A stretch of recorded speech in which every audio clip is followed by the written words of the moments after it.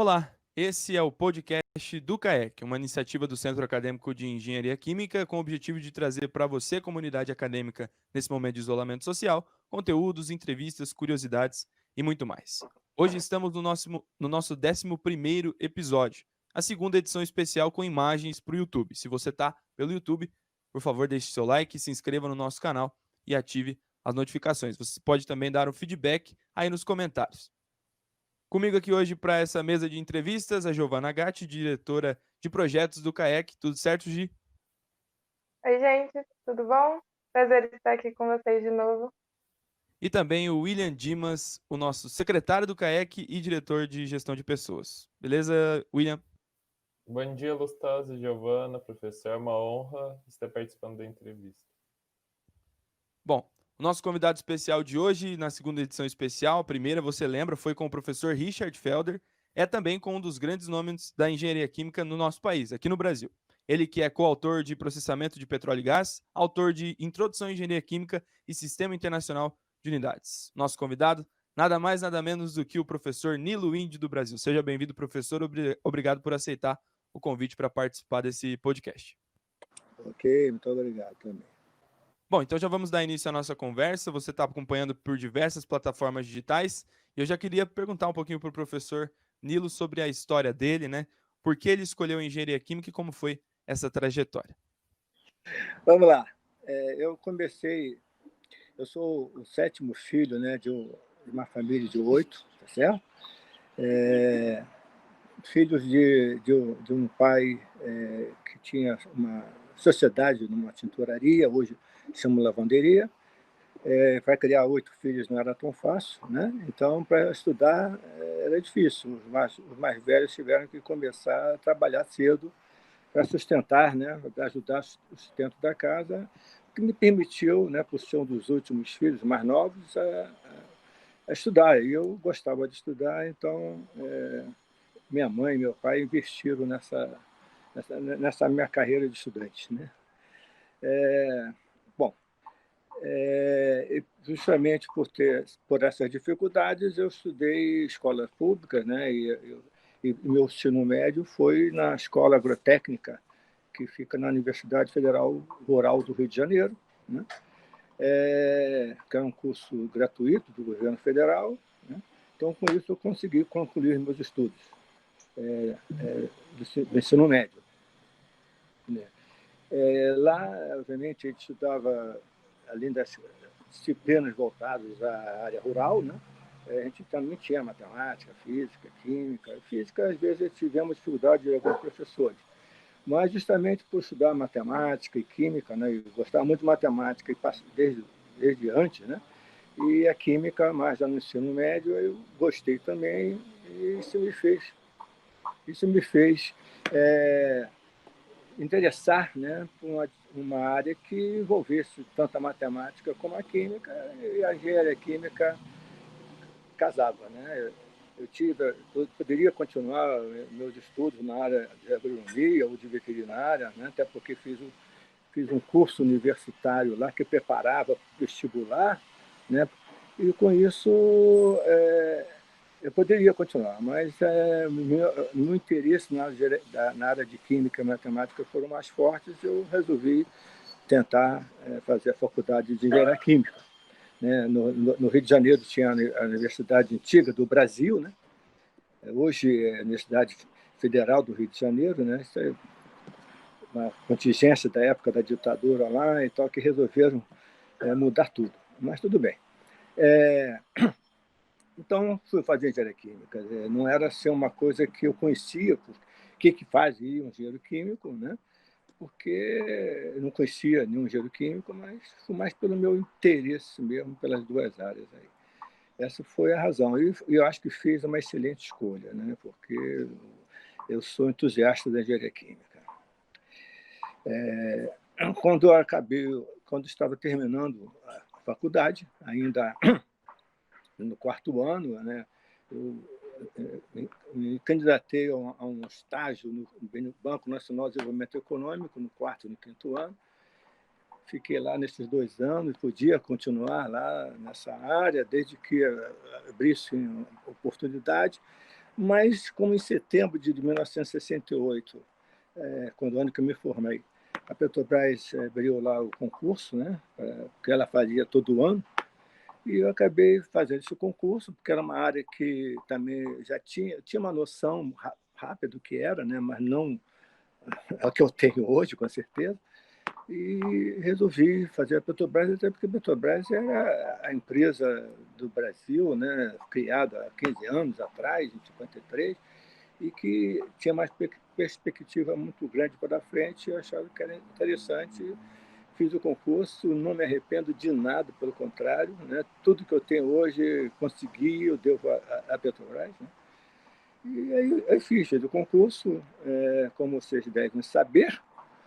A Petrobras, depois que faz o concurso, o engenheiro químico, que é o nosso caso, né? Ele precisa ter as outras áreas também, mas precisa fazer um curso de formação, que é um curso voltado para a área de processamento de petróleo, mas que tem que fazer uma revisão de engenharia química, né?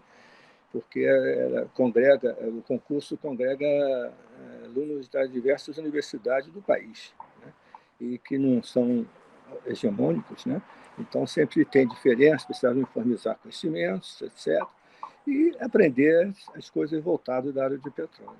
Então, é um curso, naquela época era um curso de 11 meses de duração, hoje às vezes dura até 15, depende, né, que as coisas evoluíram também, né, tem muito mais conhecimento, o ensino era outro, né. É uma coisa interessante que vocês, não sei se vocês conhecem regra de cálculo, já viram alguma regra de cálculo? Né? Vocês são de uma era completamente diferente, né? Então, na época não tinha computador, máquina de calcular, né? Essas portáteis também não existia, né? Então, a gente fez a faculdade toda com essa regra de cálculo, tipo um ábaco, né? E depois o curso da Petrobras também. Quer dizer, era outra engenharia, né? Hoje as coisas são diferentes, né? E a gente tem que se evoluir, tem que se adaptar também, né? Então é isso, né? Acabei o curso. Quando acaba o curso, como o curso é um curso classificatório, né? Tem provas, né? Durante exercícios, aulas práticas, tem tudo ao longo do ano. Então, pela classificação, os alunos escolhem as vagas que foram colocadas, né? Para aquele mesmo número de estudantes, né? E aí, pela classificação, pela ordem, vai escolhendo, e eu acabei escolhendo ir para a refinaria Duque de Caxias, embora alguns professores quisessem que eu ficasse como auxiliar de ensino no início, né, no próprio curso de formação, mas eu gostaria, né, eu gostava, né, da parte prática, achava que tinha que ter uma experiência prática. Eu não concordei, não quis ficar, e escolhi ficar na refinaria Duque de Caxias, né? Então, fui para lá, né, para a refinaria Duque de Caxias, em dezembro, na semana anterior do Natal, né, em dezembro de 69, e atuei em algumas áreas, né, principalmente a área que eu comecei foi a chamada área de utilidades, né, que é uma área comum a qualquer indústria química, né, então onde tem água, né, tratamento de água, geração de vapor, né, distribuição de vapor, ar, e assim vai, né? E achei interessante porque é uma área comum, né, a diversas atividades. Fiquei 2 anos, isso foi em 70, 71, início de 72, a Petrobras estava mudando a forma de trabalhar lá nas refinarias.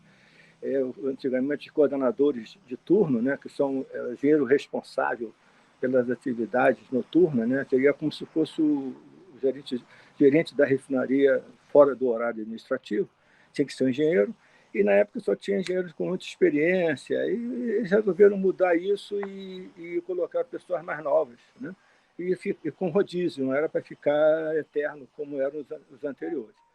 Eu fui um dos escolhidos, fiz durante um ano, em 72, praticamente o ano inteiro, treinando nas diversas áreas operacionais, na partida de novas unidades que estavam acontecendo lá, né? E depois, de 73 até janeiro de 73 até julho de 75, eu fiquei nessa atividade como coordenador de turno, onde vivenciei muita coisa interessante, incêndios, problemas sérios, coisas né, inerentes à nossa atividade. Quando acabou a minha participação nessa coordenação geral de turma, eu voltaria para a atividade anterior, chamada engenheiro de análise de processo, né, para acompanhar a parte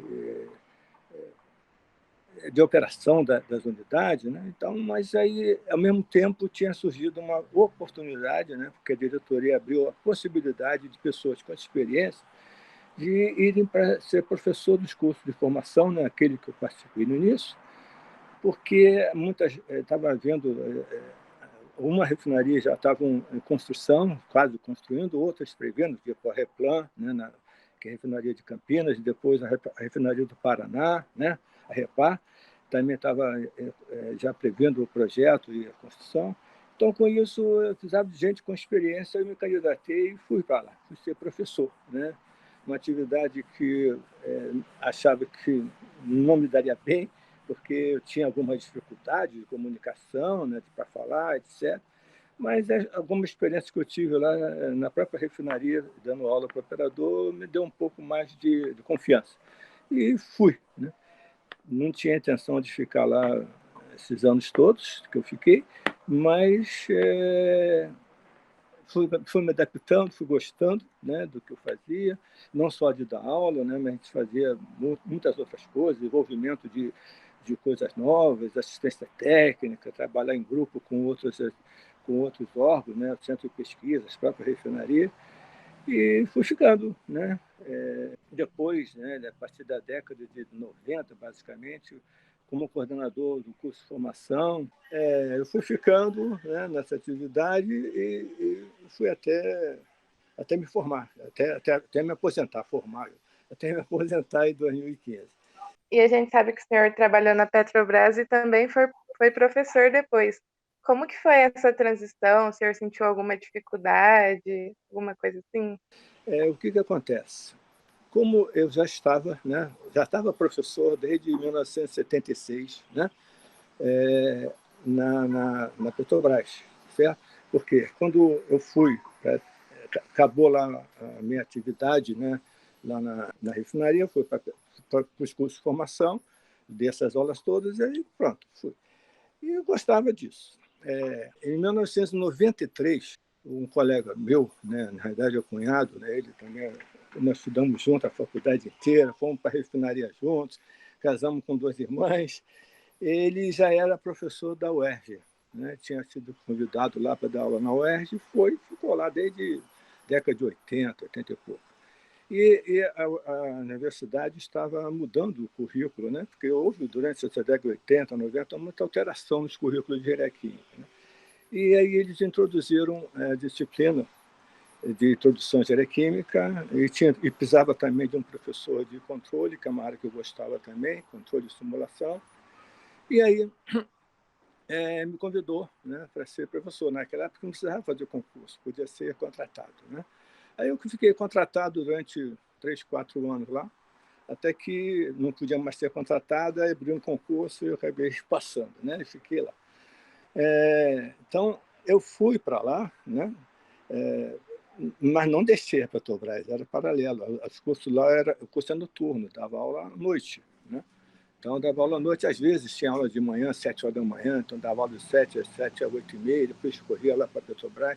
Então, vivi assim durante 22 anos, dando aula em paralelo com a Petrobras. Então, não abandonei a Petrobras, mas eu gostava também de dar aula para os alunos.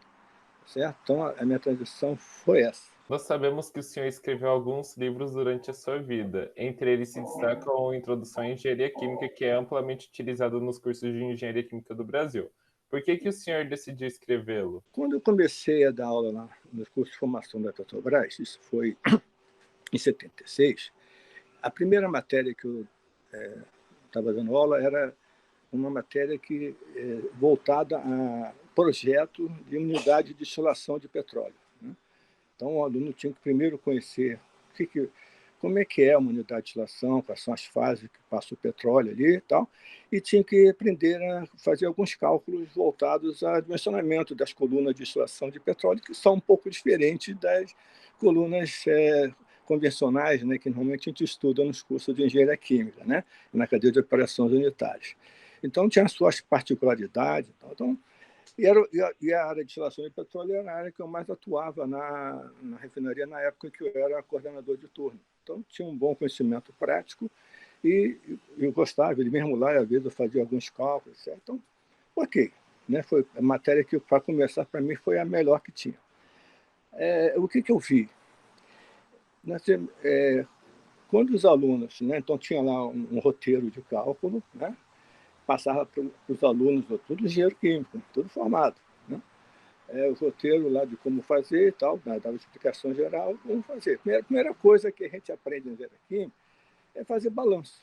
Então, ou seja, para você fazer um projeto, alguma coisa, você tem que garantir que o que entra é igual que sai, né? Que o projeto é sempre estático, né? Nada dinâmico. Então, você demite uma condição de regime permanente, você define as condições iniciais do que você quer encontrar em termos de quantidade, né? Da entrada e saída. Então, tem que bater em massa, tem que bater em quantidade de matéria para os cálculos de equilíbrio e tem que bater em volume. Por quê? Porque as medições que se fazem na refinaria, nas indústrias em geral, é em volume. Só que o volume não se mantém, né?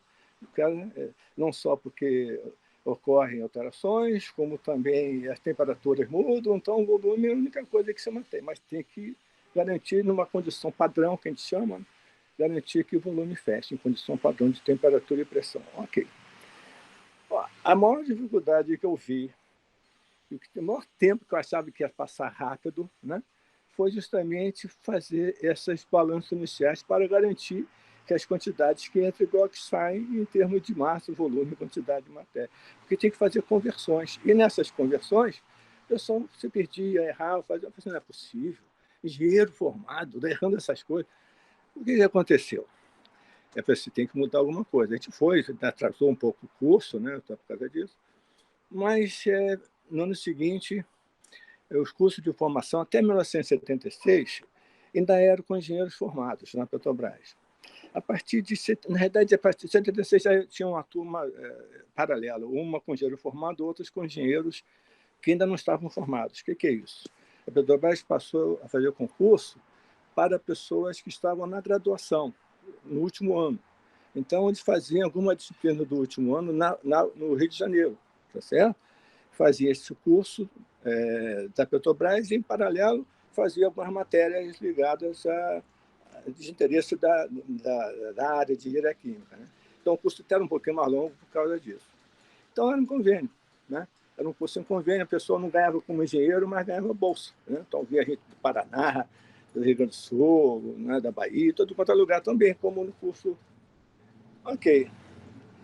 E aí, nessa turma de 77, né, que começou, a primeira disciplina que tinha lá era essa. Na verdade, não era nem balanço. Era simplesmente fazer contas de conversão de massa, volume. Se vocês conhecem o meu livro, é o capítulo 3 do livro, tá certo? Porque é uma das razões do livro tem a ver com isso. Né? Então, ou seja, eu vi a dificuldade que os alunos tinham com isso. Okay? Como esse curso era em convênio com a Escola de Química, né? E nesse convênio, eles colocaram professores que estavam terminando o mestrado e estavam fazendo o doutorado para ser assistente das nossas disciplinas, para saber, né, para eles conhecerem também. Né? O que aconteceu? Os professores viam, né, eles também tinham essas dificuldades, e eles viam a dificuldade dos alunos nesse tipo de coisa. O que aconteceu? Esse curso de formação foi até 1980. Em 80, a Petrobras parou, né? Não demitiu em 81, em 82, e só passou a demitir em 83, e aí já voltou ao esquema antigo, o pessoal já formado. Então, eles continuaram lá, né, como professores da Escola de Química, e começaram a ver, conversando com o coordenador, o diretor do Instituto de Química, eles viram a importância que essa disciplina tinha, né, para a formação do engenheiro químico. Né? Então, eles colocaram essa disciplina numa alteração das emendas, né, do curso. Eles incluíram essa disciplina, não sei qual o nome, se era introdução de engenharia química, não, mas tinha onde tratava. Era introdução de engenharia química no começo, depois eles andaram mudando os nomes. Então, eles incluíram essa disciplina. Ok? Aí eu vou contar uma coisa interessante que pouca gente sabe. Na década ainda de 80, final da década de 80, tinha lá os ENBECs, né? O Encontro de Ensino de Brasileiros em Engenharia Química. E eles convidavam gente da Petrobras também para participar, para dar uma palestra lá. Eu fui a um deles, né? Mais de um. E um desses primeiros que teve, também estavam avaliando os currículos da Faculdade de Engenharia Química como um todo. E todas as universidades, né, mandavam as informações, eles faziam uma compilação e depois havia uma apresentação. O que se observou? Que a Escola de Química tinha essa disciplina, falaram por quê, e as outras não tinham. No outro encontro, depois que eu fui, muitas outras universidades também tinham essa disciplina. Ou seja, foi uma sementinha que eu introduzi, né, no curso de formação para atender uma oportunidade, né, que eu vi, acabou sendo uma disciplina comum a todas as universidades, quase todas, não sei se todas, mas quase todas as universidades têm algo parecido. Nós vamos mudando um pouco o enfoque, né, mas a ideia era essa. Né? Aí foi em 93, eu fui para, né, a convite do colega, né, que eu estava falando, do Marco Antônio Fará, eu fui dar aula na UERJ. Aí na Petrobras eu não tinha apostila, né? Que é um curso de ficar o dia inteiro lá, não precisava, né? Aí então, eu pedi, não fazer uma apostila, professor. Tá bom, aí eu resolvi fazer uma apostila. A apostila seria exatamente a forma que eu dava na aula, né? Foi introduzindo e tal, mas na forma que eu dava aula. E aí, deu um ano, 94, 96, acho que foi em 96, se não me engano, uma aluna pensou, por que você não transforma essa apostila num livro? Isso é muito boa, essa apostila, nunca vi uma apostila tão boa. Eu falei assim, caramba, dá muito trabalho para fazer isso. Tá bom, né? Vou fazer. Nos meus tempos vagos, que, né, embora eu trabalhava na Petrobras e dava aula na UERJ, então o tempo não era grande coisa não, mas nos tempos vagos eu fui transformando a apostila num livro. E aí, em 99, o livro foi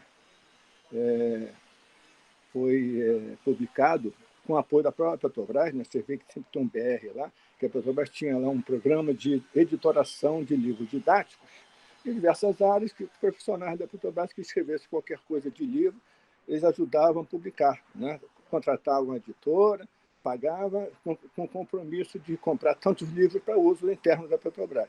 Então saiu a primeira edição assim. Depois as outras edições já não eram mais assim, né? Bom, professor, além desse livro de Introdução à Engenharia Química, o senhor escreveu alguns outros, como o de Sistema Internacional de Unidades e também um outro livro, sendo coautor na área de processamento de petróleo e gás. Por que escrever esses livros? Qual foi a motivação para tê-los aí na sua bibliografia? Em 85, eu me deparei com uma coisa que eu, preparando material para a aula, eu me deparei com um folheto do Instituto Nacional de Metrologia e Qualidade, hoje em Metro, né, em que eles estavam divulgando o sistema internacional.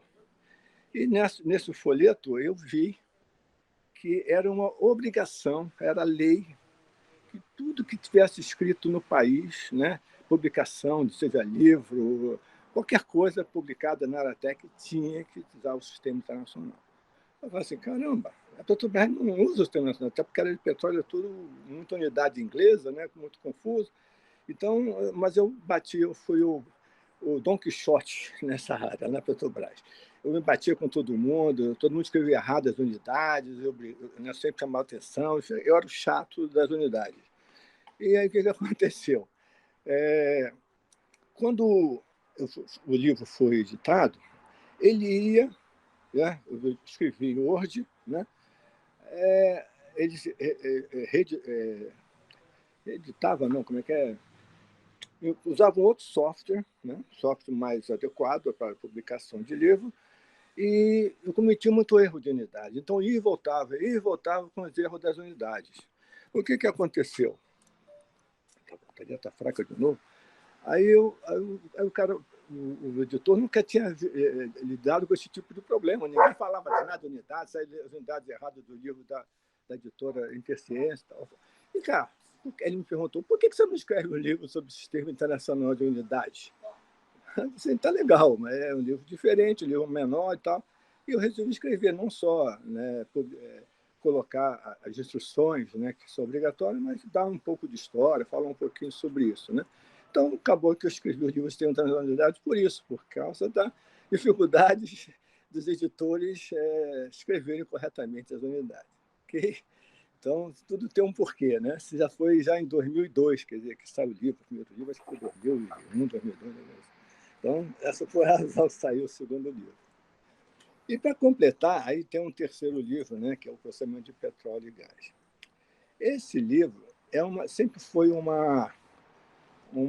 assim, interesse nosso, dos professores do curso lá de formação, de escrever alguma coisa nessa área, porque não tinha nada em português, né? Só tinha livros em inglês, né? E muito pouco na área de petróleo. Às vezes, as pessoas não davam tantas informações. E nós tínhamos um cabedal de conhecimento, né? Um grupo lá muito grande, né? Nessa área. Nós temos muitas apostilas internas que a gente utilizava para os cursos de formação. E aí sempre teve a vontade, mas o negócio é arrumar um tempo para fazer isso. O tempo veio por uma curiosidade. Um professor lá da Escola de Química, que não é da área de petróleo, escreveu um livro sobre isso. Eu falei assim, caramba, um professor que não é da área, ele estudou por conta própria, nem na Petrobras ele era, na área de petróleo só tinha Petrobras, né? Caramba, um cara desses, né, teve tempo, escreveu sobre o assunto, e nós que estamos lidando com isso dia a dia, toda hora, e não escrevemos. E acabamos convencendo lá o nosso gerente para nos liberar um grupo, né, de algumas pessoas, 3, para pegar o material didático que já tinha sido escrito por diversos professores, inclusive eu também tinha outros colegas, e nós fazemos um livro baseado nisso. Okay? Então, a ideia foi o seguinte, eu fui escolhido, até porque já tinha escrito algum livro, né? Tinha lá uma outra pessoa com uma experiência também fora dali, ele era do centro de pesquisa durante muitos anos, estava lá com a gente, e aí resolvemos, não, tem que ter uma pessoa nova, uma pessoa que consiga entender o que está sendo escrito claramente, que possa dar seu palpite, que seja uma pessoa inteligente. E aí escolhemos lá uma menina que foi da UEM, né? Até conversei recentemente com um colega. Ela foi a primeira da turma dela, ficou lá com a gente. E ela, se vocês olharem na capa, vocês conhecem o livro, aparece o nome de nós 3. No livro, nós coordenamos o livro, entendeu? Mas no livro aparece o nome de mais 10 professores, né, que de alguma forma contribuíram com material para o livro. O livro não é meu, né, o livro é desse grupo todo. Né, eu, com mais essas 2 pessoas, éramos os coordenadores e trabalhamos 6 meses praticamente full time, só parava às vezes para dar alguma aula quando havia necessidade, mas não fazia mais outra coisa a não ser isso. E aí daí saiu esse livro, O Processamento de Petróleo e Gás. Essa foi a razão da existência desses livros, mas você vê que o livro de Introdução de Área Química foi que deu mais essas coisas surgirem aí. Ok? Professor, agora falando sobre a sua vida, quais as mudanças que o senhor percebeu no ensino da engenharia química durante a sua carreira? Rapaz, as mudanças foram muitas, né? Como acho que eu até adiantei, né, no começo da minha carreira, a gente usava a régua de cálculo, né? Aí, na década de 70, 74, por aí, é que começaram a ter algumas máquinas calculadoras, né, científicas. Né? Na realidade, já tinha alguma, mas estavam muito embrionárias. No início da década de 70, começaram a aparecer. Então, na década de 70 já tinha as calculadoras científicas, mas computador não tinha. Né? Só tinha computadores de grande porte. Né? Tinha computador, mas de grande porte. A Petrobras tinha, era só mais para suas atividades, e quase a gente não tinha muita facilidade de usar. Era uma época diferente. O computador ficava central, né? Alguns órgãos à distância tinham lá suas máquinas perfuradoras de cartão, né? Vocês já viram falar nisso, provavelmente, né? Coisa do passado. Então, a gente escrevia, né, as rotinas, era na linguagem Fortran, hoje quase pouco usada, mas naquela época só se usava Fortran na área científica, né? Então, a gente escrevia num papel com colunas bem marcadas, né? Escrevia os programas de computador ali, mandava para alguém lá na máquina perfuradora, né, um operador de máquina, que perfurava o cartão. Esses cartões, em bloco de cartões, eram enviados lá para a central, né, para fazer a compilação, voltava e assim faz. Né? Então, era assim que a gente trabalhava. Né? Então, era difícil. Então, essa foi uma grande mudança. Né? E aí depois, né, na década de 80, 80 e pouco, começaram a aparecer os primeiros computadores, né, de mesa, pequenininho, micro, né? Nada a ver com o que tem hoje, né? 286, 386, umas coisas assim. Então a gente, né, passou a usar também essas coisas.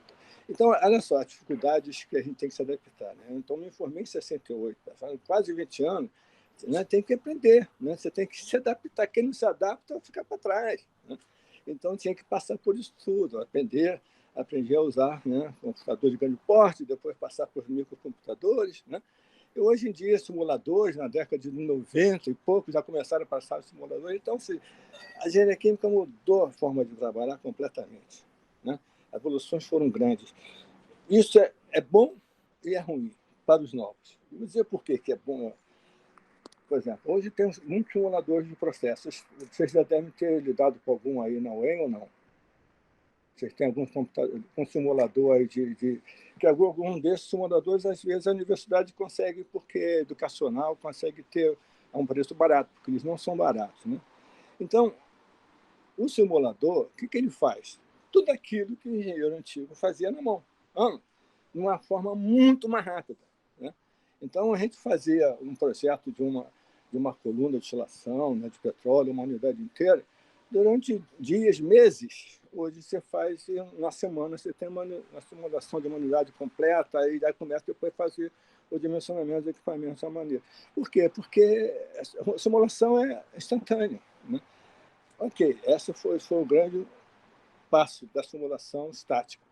E depois, um pouco mais no final da década de 90, aí vem a simulação dinâmica, que é isso que é o que assim, é uma dificuldade normalmente que se tem.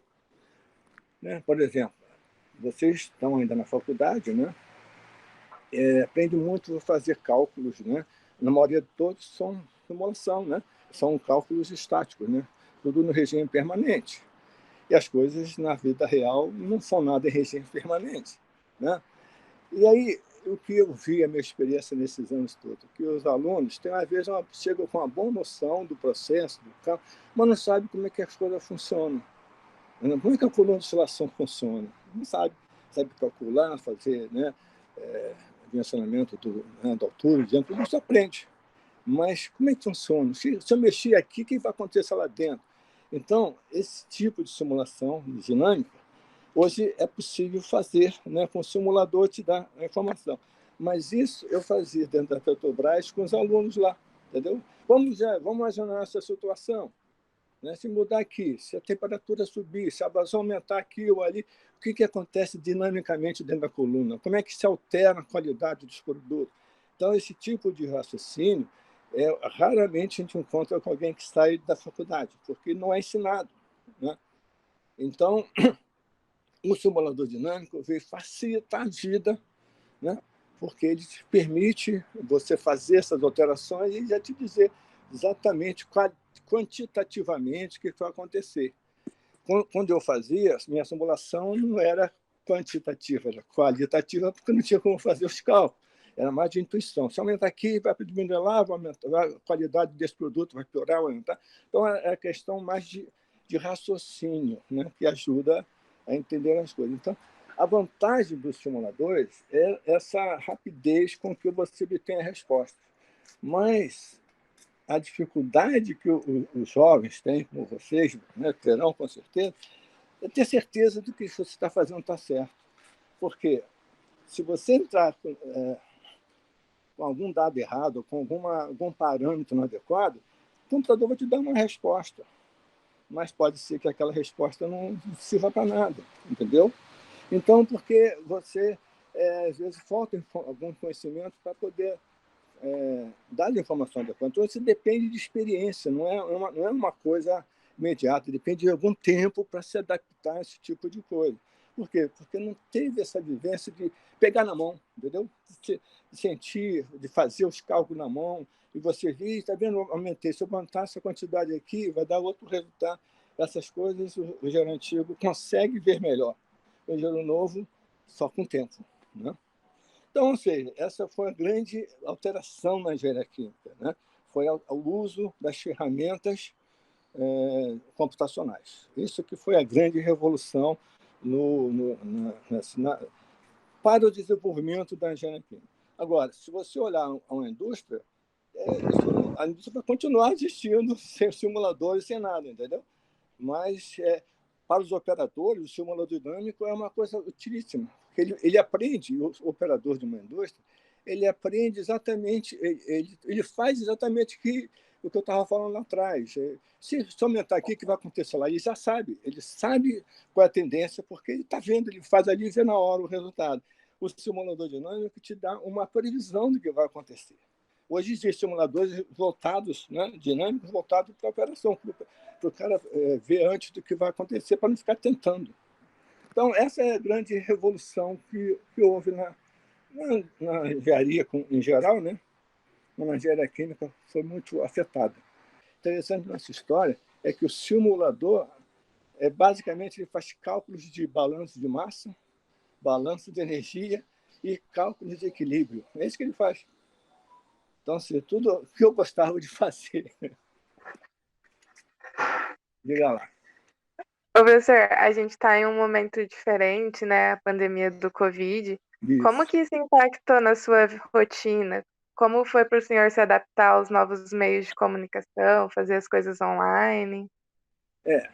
Na realidade, não me afetou muito porque eu já estou aposentado. Então, eu não estou direto fazendo nada específico de engenharia. O que eu tenho feito, depois que eu me aposentei em 2015, em 2016, 2017, eu continuei dando aula numa universidade, no Senai, né? Senai aqui no Rio tinha uma faculdade de engenharia química que tinha começado recentemente, e estavam precisando dar uma mexida lá, me convidaram, eu fui. Mas tinha que ficar lá 40 horas, eu disse, agora não.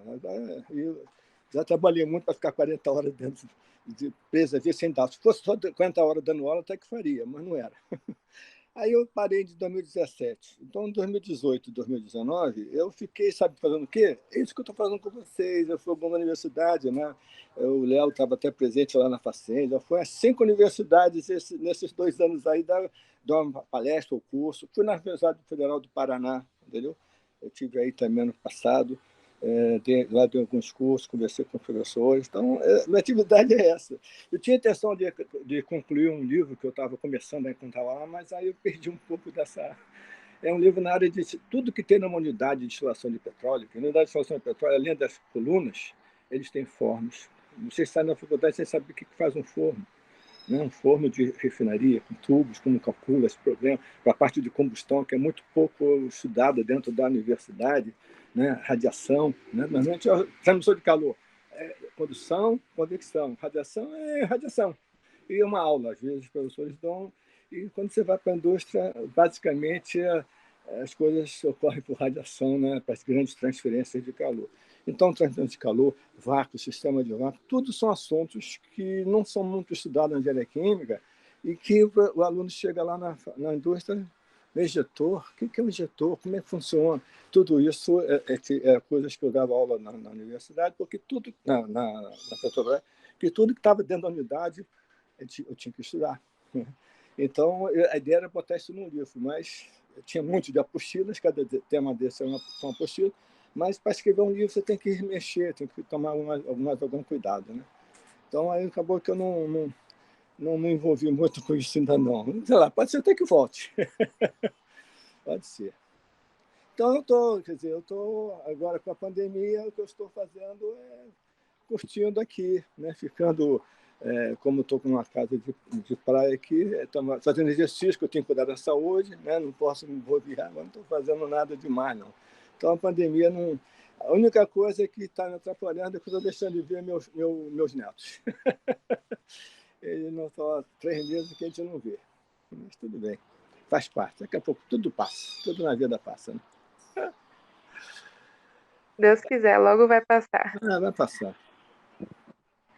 E essa situação, o senhor enxerga que pode trazer alguma oportunidade para mudanças no ensino da engenharia química em específico? Eu acho que sim. Por exemplo, né, o que deve estar acontecendo? Não sei se aí vocês estão tendo aulas online, então. Ainda não, mas parece que vai começar.